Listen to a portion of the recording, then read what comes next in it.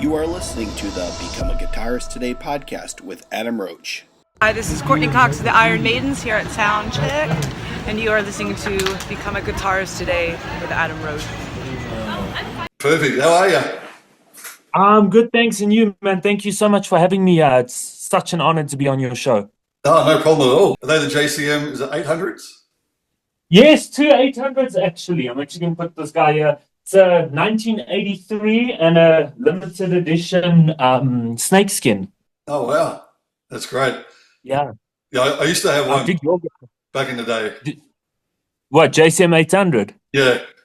Oh, stunning amp, man. Back when I had I'm noticing your eddies in the background. Yeah, so this one's a custom made from a guy in America. His name's Neil Halen. So he made it for me. That is absolutely stunning, man. Yeah, it's really nice. It's got like a Kramer body, but yes. I put the 3 pickups in rather than just the one. Yes. So it's a little bit different, but it was made for me. So, yeah. Hey, that's the biggest honor, man. Yeah, that's it. No, it's really good. I love it. That's my main guitar. That's your main guitar. Dude, it is absolutely stunning. Honestly, one of the most beautiful guitars I've ever seen. So how's it going over there? Yeah, everything's good. It's summer now. It's super hot and everything. But just trying to get into the studio and everything. It's a lot of fun, man. Since I started my own studio, I've had so much time to just record and work and do my music and everything. So I'm super happy with that. Yeah, that's really good. So the songs you got at the moment, is that all your own recordings? You done yourself? So no, in the past I was working with the producer by the name of Dale Schnettler in his studio. But okay. Monsoon is the first one that is done by myself and produced by Mark Hayes. But it was recorded here in my studio, and yeah, I'm super stoked about it. Yeah, well, actually, we might as well start with that song because that's a great song, Monsoon. I love it. Thank you, man. Thank you so much. That means a lot to me. Yeah, I just love the way you got the intro, with the clean sound and all the.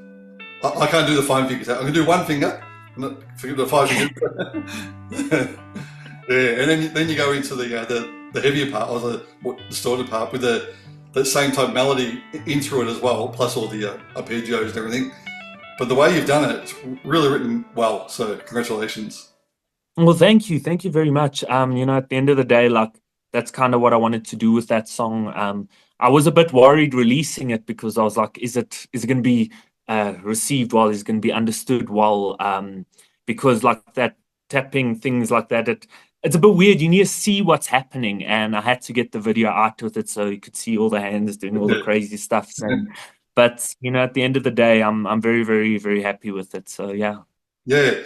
So can you tell us a little bit more about that song? Like I heard something about the yin and yang. So there's something about that, is it? Yeah. So basically, the way I wrote the song and the way I wanted to get the song going was. It's the idea of the philosophy of yin and yang, the dualities within life, because everything in life has a equal and opposite reaction. So there's lightness, there's darkness, there's good, there's evil. And I really wanted to highlight that in the song because, at the end of the day, there's a lot of things that people go through on a daily basis that sometimes they feel like there's this gigantic storm and the storm will never pass. And I wanted to convey a message with my guitar playing to say that in the end, that storm will pass and tomorrow will be a good day. So you don't have to be worried and stuff. And it was actually quite a unique opportunity because I was able to use the clean guitar and the distorted guitar. There is another duality. And that's something like I never really showcased in my other work was clean guitar playing and stuff. So I was very happy with how that came out. Yeah, that came out really good. And then I must say, it's a bit more of a challenge, would you say? Especially doing that type of thing with a clean sound. It's a lot harder than having the effects and distortion on it. Yeah, well, it's a bit nutty, but at the end of the day, I wanted it to be clean to get the sound to be as authentic to this technique I'm trying to convey with the multi-finger stuff like that. So it was a big challenge, but I've never been more proud releasing a song. And when I listen to it, I'm like, damn, hard work for years, it's paid off. Yeah, for sure. Now, did you ever play piano, or has it always just been guitar? No, so actually, I started playing piano about a year ago. My setup is actually on my piano right now, so I could get the angle for the. Yeah. So, but yeah, piano I've been playing basically every day as well. It's kind of like I'll work on my guitar, and then afterwards, like before bed, I'll be like, okay, let me just mess around on the piano. And I started playing the piano. And because I'd been working out this right hand tapping stuff like that, the piano was a little bit easier for me to pick up because this hand wasn't like stiff and everything like that. So, yeah.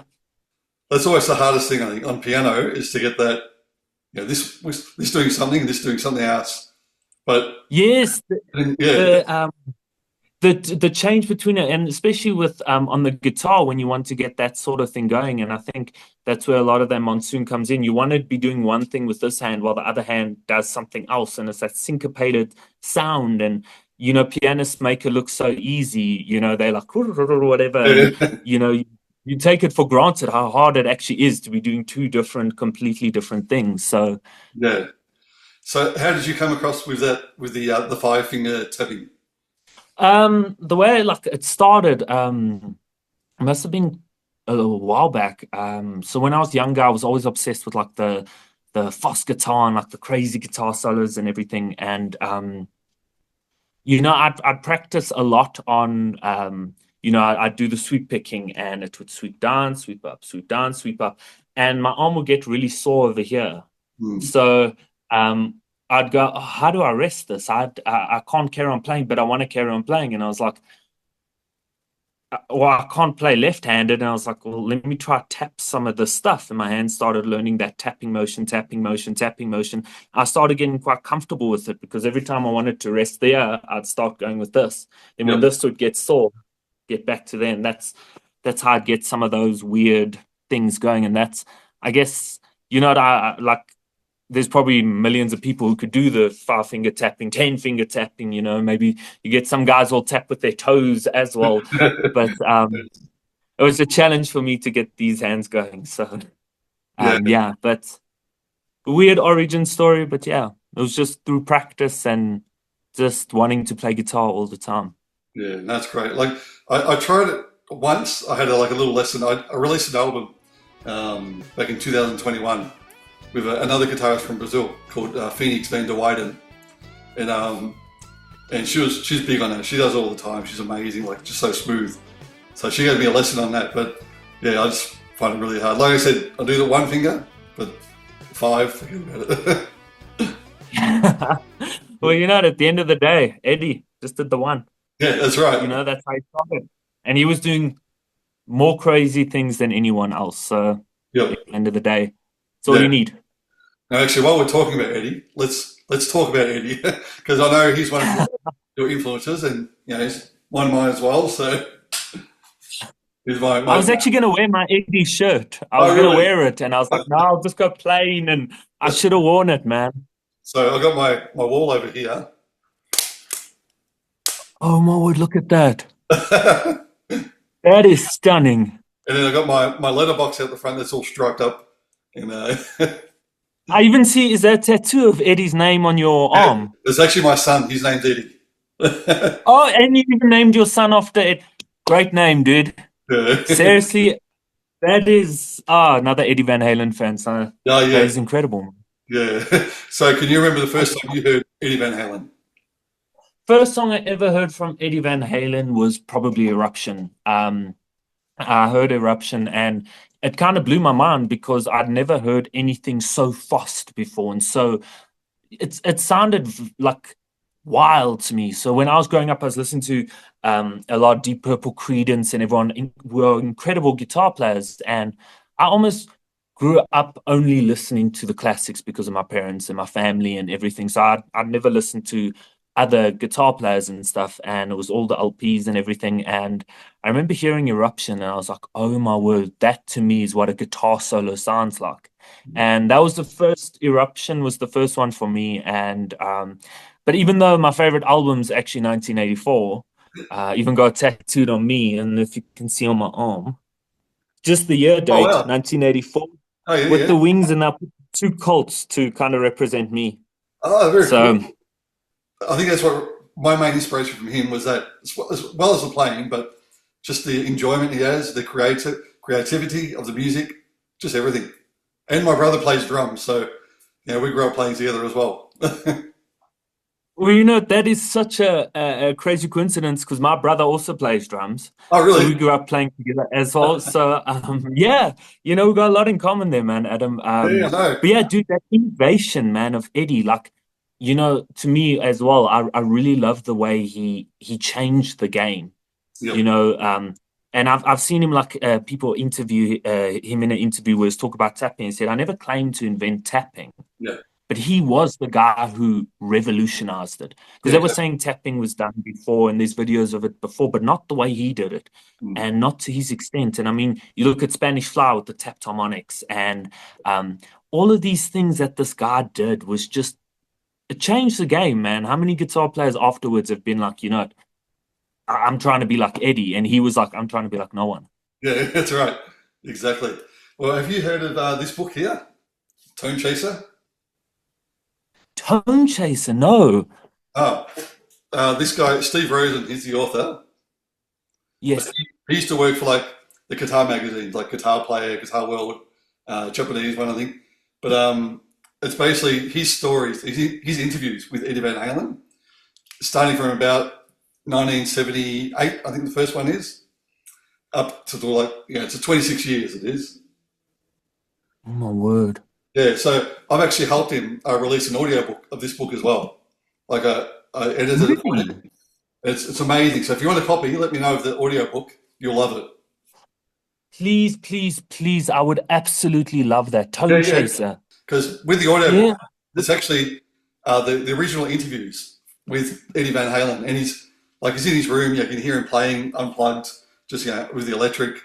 Some interviews you never heard before. So you'll love it. Being an Eddie Van Halen fan, you'll really enjoy it. Please, please, please. That would be absolutely incredible. I will listen to that thing every single day of my life. Yeah. That's no exaggeration, man. Thank you. Thank you. Tonechaser. I'm going to tell everybody, Tonechaser, check it out and everything here in South Africa.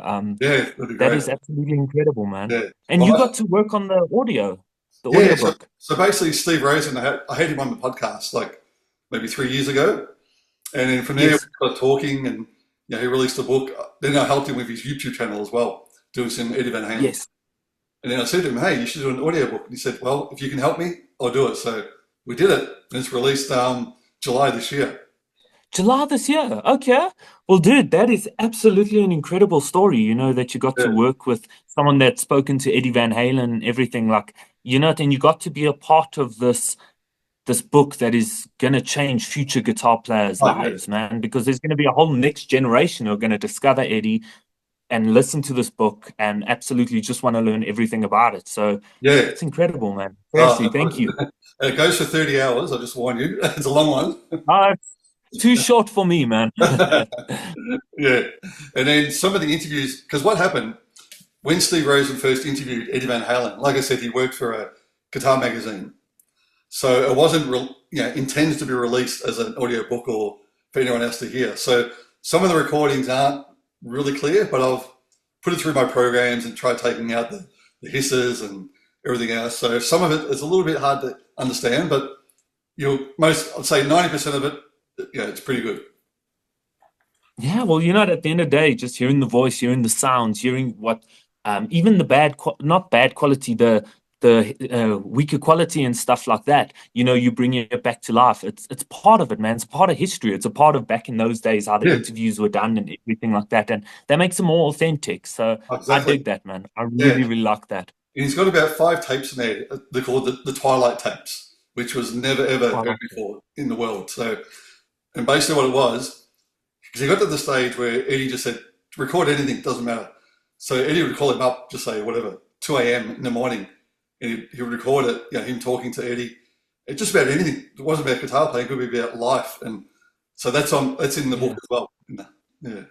Yes. And, to get like a feel of what like his life outside of the music was, that's something that's so valuable to think. What 2 a.m., what was Eddie Van Halen thinking? That is incredible, man. This Tonechaser sounds like such a valuable Oh, piece of information as a guitar player to actually get. I think every guitar player should listen to it and get it. yeah. So that's my Eddie story. Well, dude, you've got an incredible Eddie story, man. You get to be a part of something that he was a part of. Like, how many people get to say that? So Yeah, that's good. super amazing, man. Thank you. Now, going back to your playing. So we spoke about Monsoon. Um, Now, the other one, Shake Your Body, that's the other one I checked out as well. So that's totally different than Monsoon.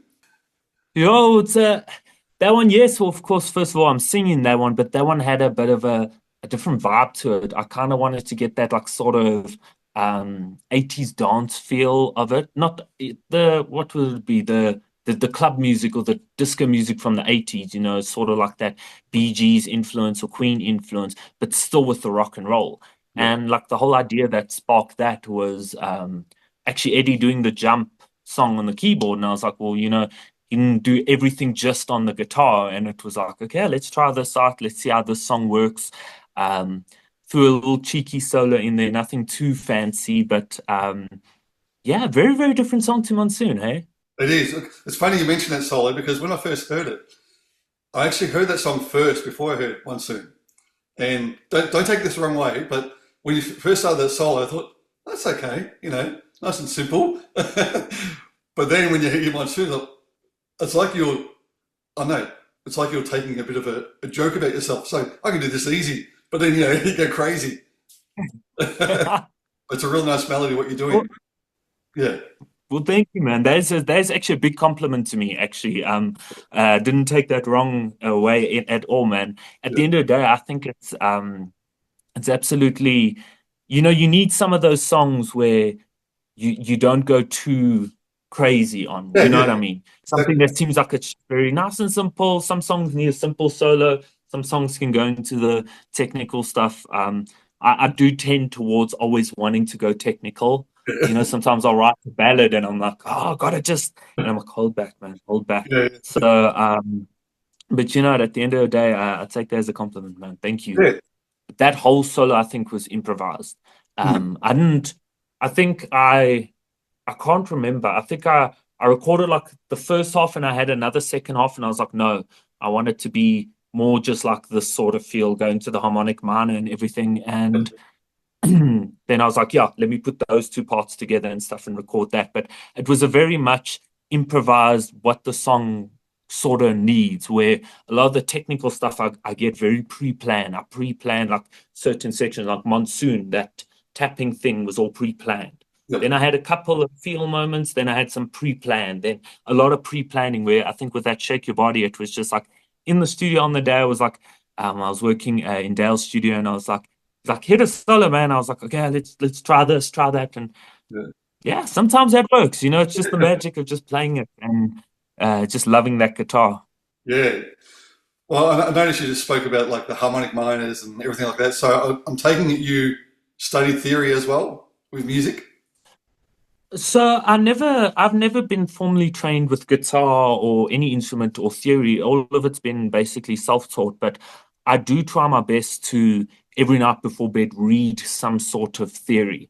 Okay. So I'll look online or look on YouTube or look on stuff for like almost like lectures on theory, and a lot of it goes way over my head, but there's small parts in certain things that just click for me, and I'm like, oh, I could use that in the next song. So, if you had like a professor next to me, they'd be able to go like, oh, this is this, and circle of fifths, and I'll be like, I know like 10% of that, but I can use that in my next song. So every day I'm trying to learn a little bit more. Did you ever study theory?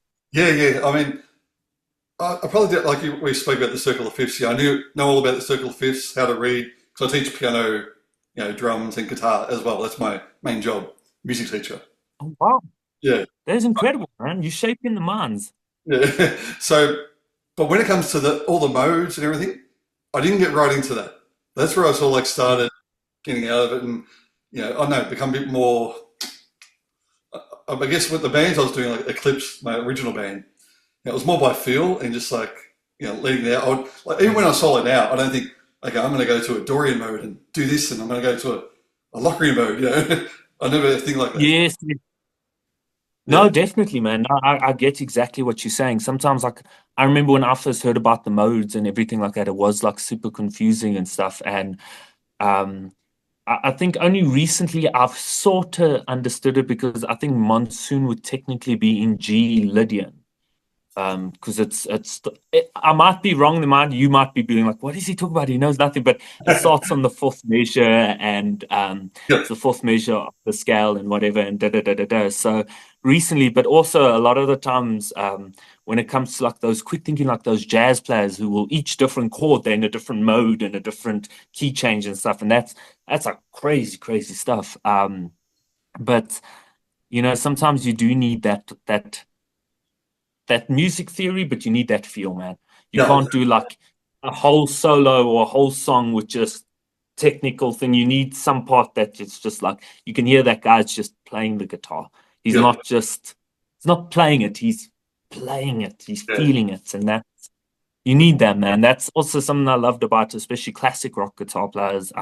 Every single one of the guys from like the 60s, 70s, 80s, when they hit into a solo, especially the 80s guys, you could hear those like pinch harmonic bends and it's like, and it's like you want to air guitar to it and it's Yeah. feel, man. It's Yeah, those moments of feel that are just so like, yeah, no, for sure. I mean, because I studied classical guitar as well growing up in high school, so that's why like, yes, I had to learn how to read as well to do that.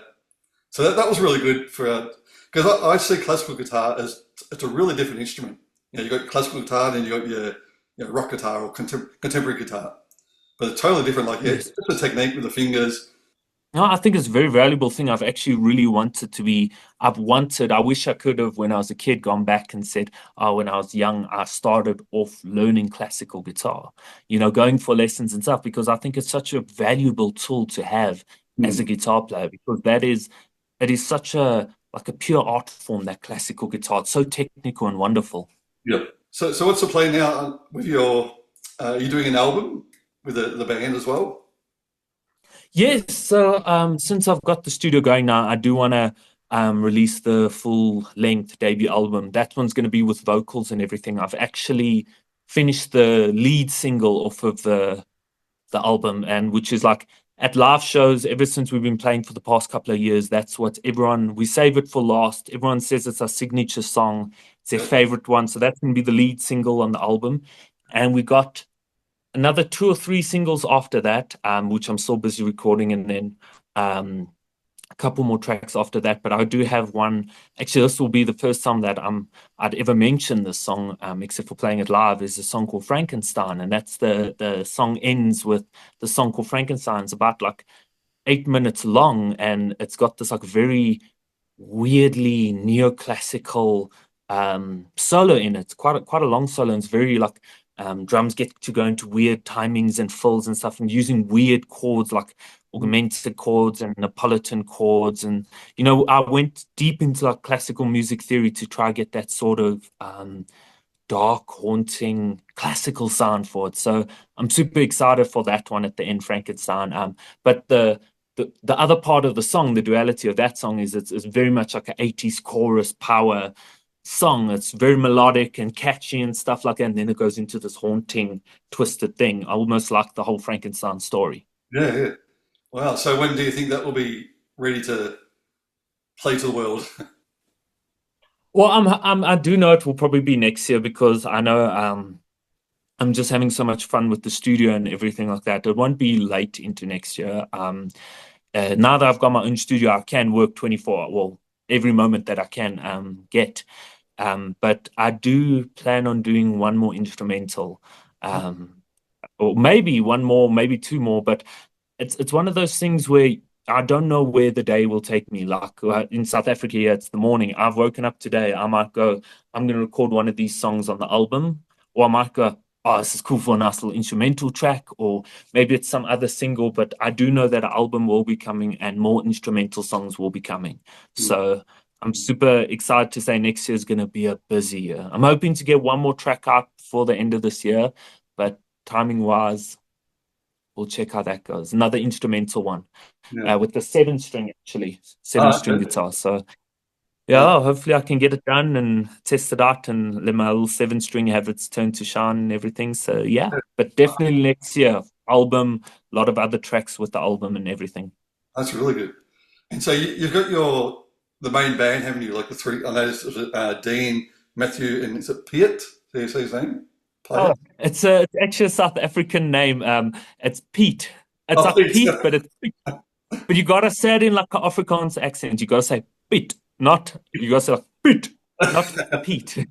So yeah, I'm not very good with my Afrikaans, but he's Piet Snyman, not Pete Snaman. So Okay, yeah. Piet. Yeah. So they're your main guys, are they? They've been with you for ever? Yeah, they've been with me for forever. Many years. Well, actually, since the band basically started. Dean came in a little bit later, but yeah, those are the guys. Great group of guys. A lot of fun to have. Really awesome to have. Playing music with me. And oddly enough, the band's name is actually Jackson Colt, Yeah. and it's not because I had lead singer syndrome. I was actually like, no, I want to call it something else, like Poison Angel or something crazy. And the rest of the band was like, no, we like your name. Let's make Yeah. it your name. I was like, first time ever the singer was like, no, not my name. But Yeah, that's cool. That's a great name. oh, thank you, man. I appreciate it. You got a sick name as well. I Adam think Roach. that, Yeah. that's it. But I It's a mean, Papa Roach, isn't there? yeah, like Papa Roach, same spelling too. Yeah. Oh, yeah, we go. Papa Roach. Yeah. Well, with your one, it sounds a bit like the David Lee Roth in Van Halen. Like, yeah, he's the one that said, "Hey, call the band Van Halen." And you're like, okay. Yeah, let's just do it. Yeah, actually, think about it like that. Because they were Mammoth first, weren't they? Yeah, yeah. So they had like was it Genesis, and then they found out there was already a band called Genesis, so they changed it to Mammoth. Yes. And then after that, that's when David Roth said, "Let's call it Van Halen." And they did. It's called Van Halen. Yeah, There we go. yeah, Oh, you see, another link there to Eddie and the band over there. So, yeah, the universe, very, very good, man. But that is an interesting thing, eh? yeah. There you go. Yeah, so hopefully, yeah, we get to the album next year, and then do you do many shows around where you are? Yes, so South Africa, we actually went through a point where we were doing like 3 shows a week, Mm, 3 or 4 shows a week. But recently with the studio, I have cut it down quite drastically because I'm loving it here and I want to put a lot of time and focus into getting these songs recorded, getting um, these songs out, getting all this ideas I have into a studio now that I have unlimited time. So I've put the shows on a little bit of a hold. We do a few shows here and there, but it's a lot of time that I've been putting into the studio. So I've done my school fees, played my shows in front of 0 people, and got to do some bigger shows later on. And now I'm like, cool. I know the shows when the album comes out and more songs are out, I'm going to tour relentlessly. But for now, I just got to get all those things out. yeah. Well, hopefully, once the album's out, we'll get you down to Australia, play some shows. Oh, that would be absolutely incredible, man. I really hope for that, Maybe you and I could jam, do some guitar stuff. You'll probably make me look like a youngster and stuff like that. But we're good to jam together. Yeah, yeah, definitely. I'd love to. Awesome, man. All right. Well, thanks again. Really much appreciate your time and discussing all the things what we're going on and a lot in common with Eddie Van Halen. Yeah, well, thank you so much for your time, man. It's such an honor to be on this podcast and everything and to meet you and discuss like the guitar, man, the thing we both love and stuff. I'm always happy to talk about the guitar, so I Yeah, for really sure. appreciate it. Okay, awesome. Thank you, Adam. No worries. See you then.